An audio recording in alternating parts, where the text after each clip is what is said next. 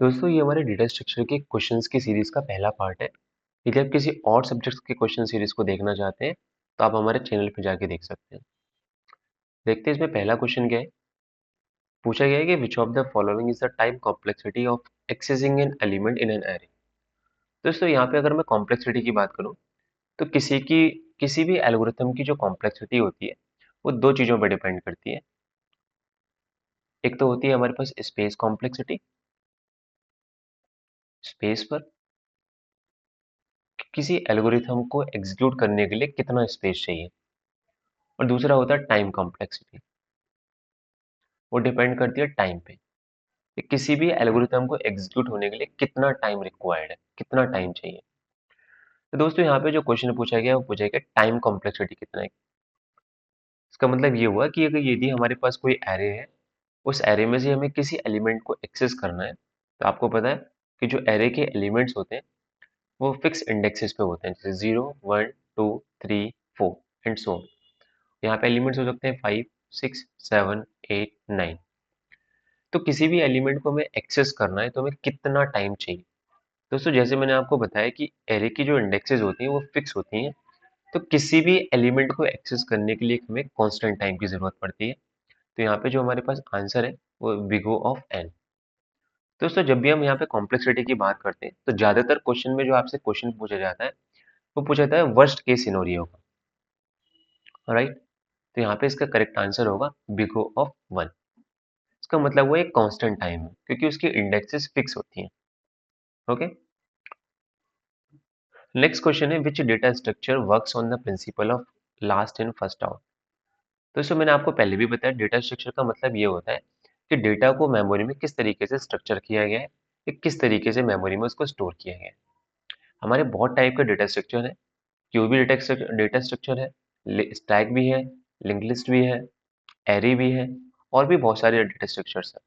लेकिन यहाँ पे पूछा गया कि कौन सा लिफो कॉन्सेप्ट पे वर्क करता है। तो दोस्तों यहाँ पे जो करेक्ट आंसर है वो है स्टैक।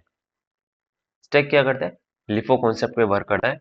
इस स्टैक का मतलब क्या होता है कि अगर हमारे पास बहुत सारे ब्लॉक्स हैं तो हम एक ब्लॉक को दूसरे के ऊपर रख रहे हैं, जैसे ए ब्लॉक, सेकंड है बी, फिर सी, फिर डी, फिर ई एंड सो। दोस्तों जो हमने सबसे पहले, जो सबसे लास्ट में हमने ब्लॉक रखा था ए, वो सबसे पहले बाहर जाएगा। ओके, और जो हमने सबसे पहले ब्लॉक रखा था ए, वो सबसे बाद में बाहर जाएगा। That means last in first out, जो सबसे लास्ट में है वो सबसे पहले बाहर जाएगा। ओके, मैं आपको एक चीज और बता दूं, जो स्टैक है इसका जो सबसे ज्यादा यूज होता है वो होता है रिकर्जन। और दोस्तों रिकर्जन का मतलब ये होता है कि जब कोई फंक्शन अपने आप को रिपीटेडली कॉल करता है, उसको बोलते हैं रिकर्जन।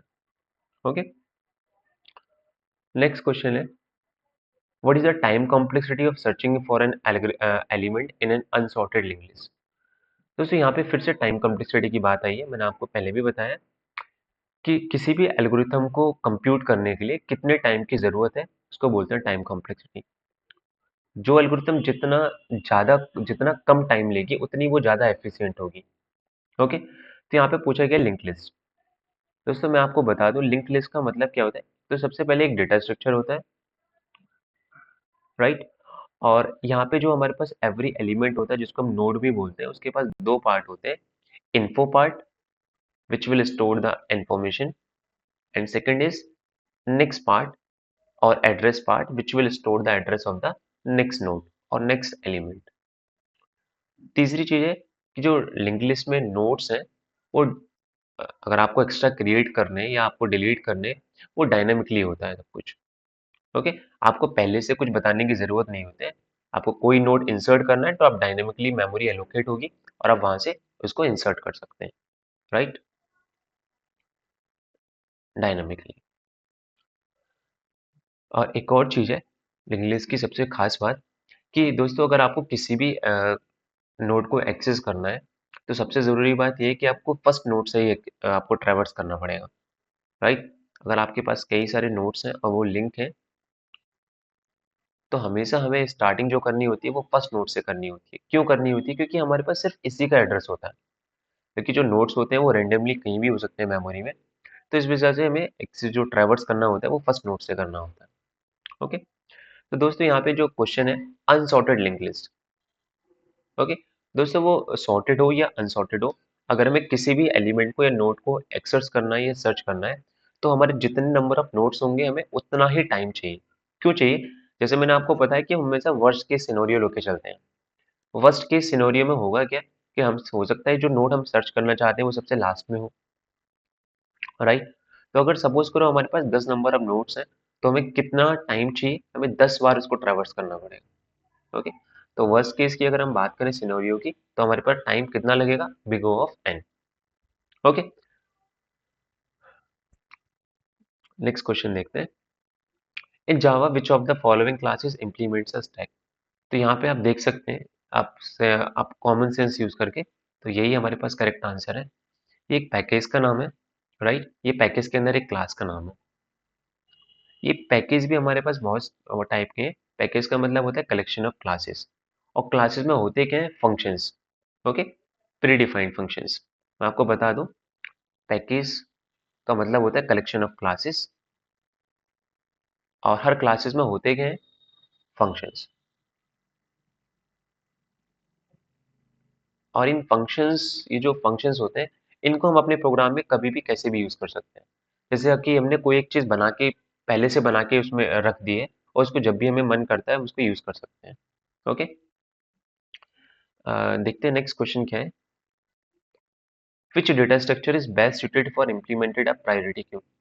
दोस्तों मैंने पहले भी बताया, डेटा स्ट्रक्चर का मतलब ये होता है कि डेटा को किस तरीके से मेमोरी में स्ट्रक्चर करना है, या फिर किस तरीके से उसको स्टोर करना है। तो यहाँ पे बात चल रही है प्रायोरिटी क्यू की। दोस्तों जो प्रायोरिटी क्यू है, मैंने आपको पहले भी बताया है कि अगर हमारे पास कई सारे प्रोसेस एग्जीक्यूट हो रहे हैं, सपोज करो P1 और P2, राइट? और सडनली क्या होता है, P3 है, हाई प्रायोरिटी का प्रोसेस सडनली आता है, जिसकी प्रायोरिटी P1 और P2 से भी ज़्यादा है। तो क्या होगा, सीपीयू हमारे पास यहाँ पे किसको स्विच हो जाएगा? P3 के लिए, राइट? या आप ऐसे भी बोल सकते हो, P3 की जो प्रायोरिटी है इनसे ज़्यादा है, तो P3 इन दोनों से पहले क्यू में आके अ, रख जाएगा, या वहाँ पे जाके वो पुट हो जाएगा, राइट? तो जो यहाँ पे बात चल रही है प्रायोरिटी क्यू की, तो यहाँ पे हम जो यूज़ करते हैं वो यूज़ करते हैं हीप। ओके, दोस्तों मैं आपको बता दूं, हीप भी हमारे पास एक डेटा स्ट्रक्चर है। ओके, इसको हम हीप ट्री भी बोल सकते हैं, क्योंकि ट्री की फॉर्म में हम इसको डिजाइन करते हैं। ये जो हमारे पास हीप होता है वो दो टाइप का होता है, मिन हीप और मैक्स हीप। हीप की प्रॉपर्टी क्या होती है कि जो इसका पेरेंट होगा, जैसे सपोज करो अगर हमारे पास पेरेंट है 10, तो पेरेंट इज ऑलवेज ग्रेटर और इक्वल टू द चिल्ड्रन।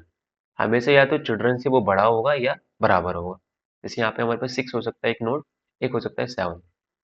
ठीक है, ये जरूरी नहीं है 7 हो यहाँ पे ग्रेटर भी हो, यहाँ पे आप 9 भी हो सकता है, या 5 भी हो सकता है, या 4 भी हो सकता है, बट कंडीशन ये है कि हमारे पास ये जो चिल्ड्रन से पेरेंट क्या होगा? ग्रेटर होगा।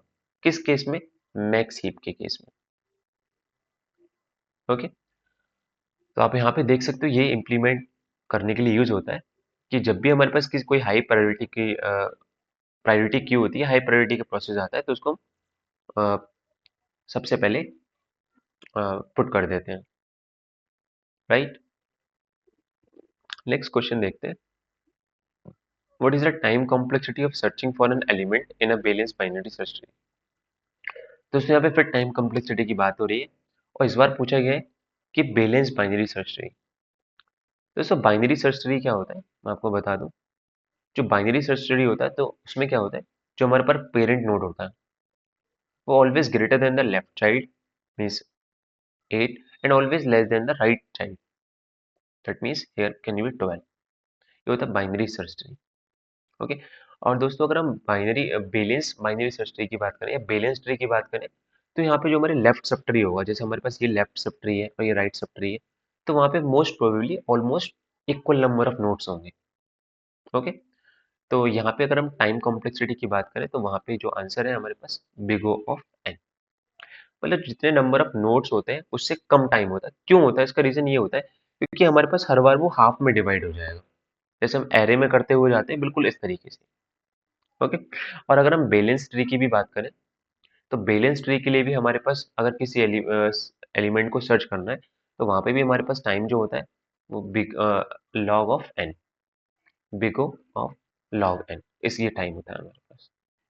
ओके, नेक्स्ट है what is the time complexity of inserting an element at the end of a link list. दोस्तों मैंने जैसे कि पहले भी बताया, जो हमारे पास लिंक लिस्ट होती है, हमारे पास इस तरीके से नोड्स होते हैं और हर नोड नेक्स्ट नोड से वो अटैच होता है। ओके, चाहे वो हमारे पास सॉर्टेड हो या अनसॉर्टेड हो, अगर हमें कहीं भी इंसर्ट करना है या एक्सेस करना है तो हमें पूरी की पूरी लिंक लिस्ट हमें ट्रैवर्स करनी होगी। तो यहाँ पे पहले से दिया हुआ eight the end of a link list. तो जैसे कि हमारे पास किसी भी नोड का हमारे पास एड्रेस नहीं होता है सिवाय किसके, फर्स्ट नोड के। तो जब भी हमें कोई नोड इंसर्ट करना होगा लास्ट में, तो हमें स्टार्टिंग कहाँ से करनी होगी, फर्स्ट नोड से ट्रैवर्सिंग स्टार्ट करनी होगी और लास्ट तक पहुंचना होगा, और वहां पे हम कोई नोड को इंसर्ट कर सकते हैं। ओके, तो दोस्तों अगर हमारे पास 10 नोड है तो हमें 10 नोड्स को ट्रैवर्स करना पड़ेगा। तो हमारे पास वर्स्ट के सिनेरियो को अगर हम कंसीडर भी करें, क्योंकि यहाँ पे पहले से दिया हुआ है eight the end of a link list, तो यहाँ पे टाइम होगा बिग O ऑफ n। क्यों होगा, क्योंकि अगर हमारे पास 10 नोड्स हैं तो हमें 10 नोड्स को ट्रैवर्स करना पड़ेगा एक एक करके। ओके, क्योंकि हमारे पास किसी भी नोड्स का एड्रेस नहीं होता है, सब रैंडमली मेमोरी में फिक्स होते हैं, रखे हुए होते हैं। सिर्फ और सिर्फ हमारे पास पहले नोड का पॉइंटर होता है, एड्रेस होता है, जिसको हम हेड भी बोलते हैं। ओके,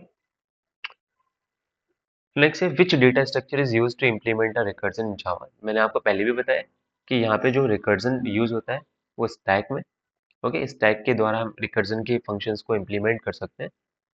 ओके, वो इसलिए होती है क्योंकि हमें लास्ट कॉल की जरूरत होती है रिकर्जन के लिए, राइट। तो चलिए इसको एक मैं छोटा सा एग्जांपल भी आपको बता देता हूँ। जैसे हमारे पास ये फैक्ट नाम का एक फंक्शन है जिसमें एक पैरामीटर दिया हुआ है इंट n, और ये वैल्यू रिटर्न कर रहा है इंट टाइप की। और जैसे कि मैंने आपको बताया रिकर्जन में दो केसेस होते हैं, बेस केस और रिकर्सिव केस। बेस केस क्या होता है, जो रिकर्जन को सॉल्व करता है एक्चुअली, जो बेस केस जो रिकर्जन को स्टॉप करता है, और रिकर्सिव केस जो एक्चुअली प्रॉब्लम को सॉल्व करता है। तो यहाँ पे अगर हम बात करें एक बेस केस की, तो जब हमारे पास n की वैल्यू 1 होगी या 0 होगी, तो हमारे पास क्या रिटर्न होगा, 1, क्योंकि 1 का फैक्टोरियल भी 1 होता है और 0 का फैक्टोरियल भी 1 ही होता है। तो यहाँ पे रिटर्न होगा 1। आप यहाँ 0 भी लिख सकते हो। एल्स यदि ऐसा नहीं है तो हमारे पास हर बार कैलकुलेट होगा। फैक्टोरियल का मतलब होता है 1 से लेके उस नंबर तक मल्टीप्लाई। तो n मल्टीप्लाई फैक्ट हर बार पास होगा n-1। और जैसे कि इंटीजर टाइप की वैल्यू रिटर्न कर रहा है तो आपको यहाँ भी रिटर्न भी लिखना पड़ेगा। ओके, चलिए यहाँ पे एक वैल्यू पास कर देते हैं 3। और 3 का फैक्टोरियल जो होता है वो कुछ इस तरीके से होता है, 3 इंटू 2 इंटू 1 दैट मीन्स 6। तो जैसे हमारे पास यहाँ स्टैक है, कैसे यूज होगा, सबसे पहले यहाँ 3 पास होगा। यहाँ पे n की वैल्यू 3 है, नहीं है क्योंकि 1 होनी चाहिए, तभी वो स्टॉप होगा। यहाँ पे रिटर्न होगा n मल्टीप्लाई फैक्ट n-1। तो ये जो कॉल होगी वो स्टैक में जाके स्टोर होगी। तो किस तरीके से होगी, n की वैल्यू है हमारे पास 3, 3 मल्टीप्लाई फैक्ट 3-1 2। अभी जो फैक्ट 2 है फिर से ही रिकर्सिवली कॉल होगा। तो जैसे यहाँ पे कॉल हुआ 2, फिर चेक होगा क्या वो 1 है, नहीं है, फिर से क्या होगा, एल्स में आया रिटर्न।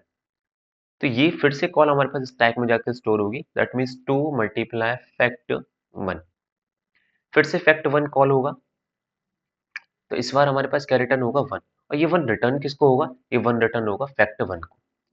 तो जैसे ही यहाँ पे फैक्ट 1 रिटर्न होगा, तो 2 multiply 1 that is 1, 2 multiply 1 that is 2। तो यहाँ पे पॉप होगा, और पॉप होने के बाद रिटर्न किसको करेगा, जहां से वो वापस कॉल आई थी, दैट मीन्स फैक्टर 2 से। तो यहाँ पे 2 रिटर्न हुआ, जब 2 रिटर्न होगा तो यहाँ पे क्या मल्टीप्लाई होगी, 3 मल्टीप्लाई 2 दैट मीन्स 6। और ये 6 कहाँ पे रिटर्न होगा, जहां से इस फंक्शन को कॉल आई थी स्टार्टिंग में। इसका करेक्ट आंसर क्या होगा, 6। तो इस तरीके से वो इंसर्ट होगा एरे में, पुश होगा और पॉप होगा। ओके, नेक्स्ट क्वेश्चन है what is the primary advantage of a doubly link list over a single link list. दोस्तों लिंक लिस्ट के बारे में पहले भी बता चुका हूँ। यहाँ पे अगर लिंक लिस्ट की बात करें, सिंगली लिंक लिस्ट की, तो सिंगली लिंक लिस्ट में होता क्या है कि जो ऑपरेशंस होंगे सिर्फ एक एंड से परफॉर्म होंगे। ओके, डबली लिंक लिस्ट में क्या होगा, जो बैकवर्ड ट्रैवर्सल होगा वो पॉसिबल होगा। सिंगली लिंक लिस्ट में बैकवर्ड ट्रैवर्सल पॉसिबल इसलिए नहीं है क्योंकि हर नोड के पास क्या होगा, सिर्फ एड्रेस होगा नेक्स्ट नोड का। ओके, सिर्फ नेक्स्ट नोड का एड्रेस होगा। क्योंकि डबली लिंक लिस्ट में क्या होता है कि हाँ, उसके पास प्रीवियस नोड का भी एड्रेस होता है और नेक्स्ट नोड का भी एड्रेस होता है। ओके, तो इसलिए क्या हो सकता है, बैकवर्ड भी पॉसिबल है। यदि आपको बैक में आना है तो आप बैकवर्ड भी जा सकते हैं, राइट। तो यहाँ पे अगर आंसर है तो इजियर बैकवर्ड ट्रैवर्सल। नेक्स्ट है which of the following operations is typically more efficient with a binary search tree than with an array. जैसे मैंने आपको पहले भी बताया, बाइनरी ट्री में या बाइनरी सर्च ट्री में होता क्या है कि हमारे पास जो पेरेंट नोड होगा वो ऑलवेज लेस होगा राइट से, ऑलवेज ग्रेटर होगा लेफ्ट साइड से, दैट मीन्स हियर इज 7, और always greater than the left subtract and always less than the right child, that means here can be a 15। तो यहाँ पे जैसे कि मैंने एक सॉर्टेड ऑर्डर चल रहा है हमारे पास। ओके, अब एरे की अगर हम बात करें तो एरे में जरूरी नहीं है वो हमारे पास सॉर्टेड हो, अनसॉर्टेड भी हो सकता है। ओके, तो आपको सर्च करना पड़ेगा कहाँ इंसर्ट है। और दूसरी चीज, एरे में अगर हमें कोई ऑपरेशन भी करना है तो हमें शिफ्टिंग की जरूरत पड़ती है। ओके, तो यहाँ पे हमारे पास बहुत सारे ऑप्शन हो सकते हैं। एक्सेसिंग एलिमेंट, दोस्तों यहाँ भी एक्सेसिंग इजी है क्योंकि हमारे पास सॉर्टेड है, हमें पता होता है किस तरफ हमें जाना है। मिनिमम एलिमेंट, तो ये भी अगर हम बात करें एरे को सॉर्टेड कर दें तो वहाँ भी इजी होगा। और यहाँ पे दोस्तों ये जो ऑप्शन है इंसर्शन एंड डिलीशन, ये ज़्यादा बेटर ऑप्शन है। ओके, क्योंकि अगर हम बात करें बीएसटी की, तो बीएसटी में हमें पता होता है कि कहाँ हमें इंसर्ट करना है, कहाँ हमें डिलीट करना है, कौन सी, क्योंकि ये जो बीएसटी होता है वो एक सॉर्टेड ऑर्डर में है। ओके, जो इसका स्ट्रक्चर है वो इस तरीके से है कि जो हमारे पेरेंट नोड की वैल्यू होगी या पेरेंट नोड होगा वो ग्रेटर होगा लेफ्ट साइड से और लेस होगा राइट साइड से। तो इस तरीके से हमें जो एल्गोरिथम है इसमें कोई भी इंसर्ट करने के लिए, डिलीट करने के लिए इजीली उसको परफॉर्म कर सकते हैं। ओके, रेदर देन एरे, क्योंकि अगर हमें एरे की बात करें तो एरे में हमें इंसर्ट करने के लिए, डिलीट करने के लिए शिफ्टिंग की जरूरत पड़ेगी। अगर हमें कोई भी एलिमेंट को यू नो अगर इंसर्ट करना है तो हमें शिफ्टिंग करनी पड़ेगी। और फिर दूसरी सबसे बड़ी बात उसका साइज, एरे का जो साइज होता है वो हमें पहले से बताना पड़ता है, जबकि जो ट्री होता है वो डायनेमिकली होता है। आपको कोई भी नोड इंसर्ट करना है, डिलीट करना है तो आप उसको डायनेमिकली अलॉट, मेमोरी मतलब ऑटोमेटिकली उसको आप डायनेमिक टाइम पे या उसको जब भी इंसर्ट करोगे तो ऑटोमेटिकली इंक्रीज हो जाएगी। ओके, तो इसलिए ये ज़्यादा एफिशिएंट है comparison to the array. So thank you so much. ये हमारे 10 क्वेश्चन थे इस सेट में। So we will continue right more questions in this data structure. So thank you.